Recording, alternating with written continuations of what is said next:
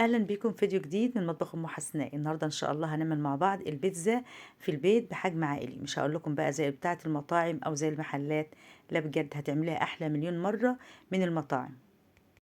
بس قبل ما نبدا دايما بيجيله سؤال: ليه الجبنه احيانا ما بتمطش زي المطاعم؟ بصوا يا جماعه، السر كله في نوع الجبنه وطريقه تسويتها. لو الجبنة فيها نشا أو مواد دهنية زيادة مش هتمط خالص، هتسيح وتسيب مية بس مكانها كده.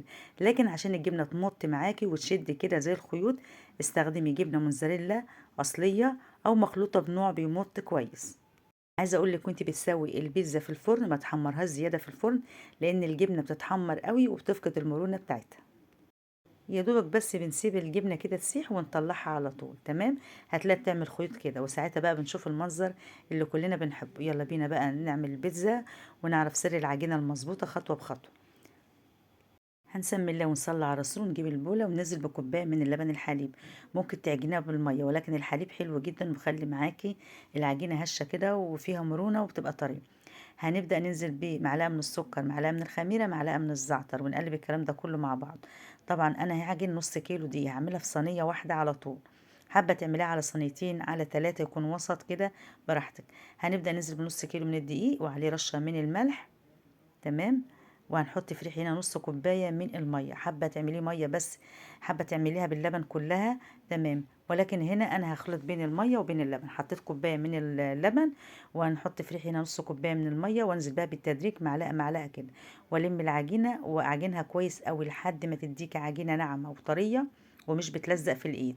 تمام، نعجن بقى عجينه كده محترمه حوالي 10 دقايق، واول ما الاقيها ناعمه معايا كده اسيبها على طول. انا بوريكم اهوت ان معايا نص كوبايه الميه، باخدها معلقه بمعلقه كده وعجينه لحد العجينه ما تبقى مرنه معايا كده. تمام، وتلاقيها كده نضفت كده البوله، وتلم كده العجينه مع بعضيها. في الوقت ده هنزل بمعلقتين من الزيت. شايفين العجينه ومرونتها؟ هنزل بقى بمعلقتين من الزيت اهو، وابدا بقى اعجنها تاني.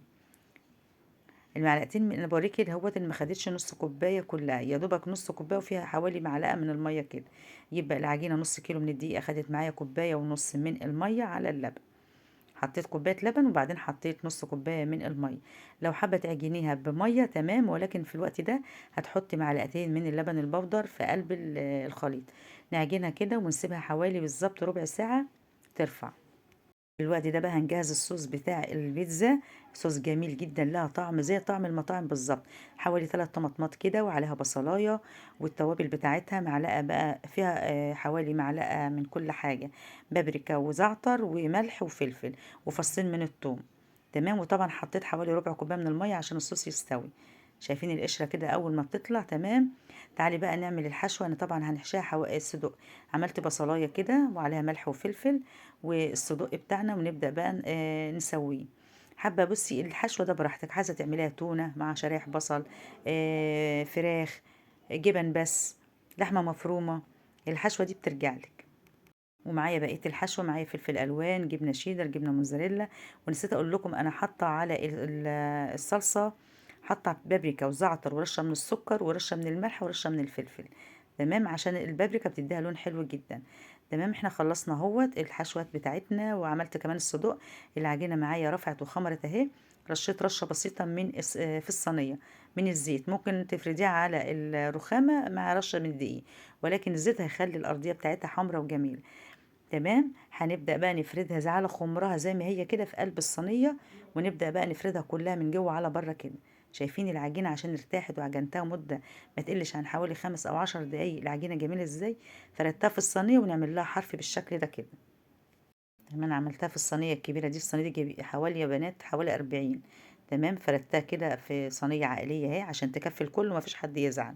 نفردها كده سميكه علشان تبقى هشه زي القطن كده.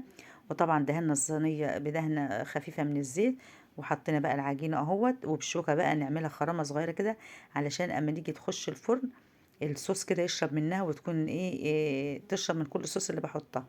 تمام، هنبدأ نحط الصوص البيتزا اللي احنا عملناه الجميل ده. شايفين ما شاء الله عاملاه في البيت ولا احسن ما بتجيبيها من بره جاهزة. نفرد الصوص كده وبس، ما نجيبش بقى الصوص على الحروف. انا عملت لها حرف كده، وبعد كده الحرف ده انا هدهنه بمعلقة من الزيت عشان يحمر كده او معلقة من اللبن. تمام، فردنا الصوص البيتزا اهوت.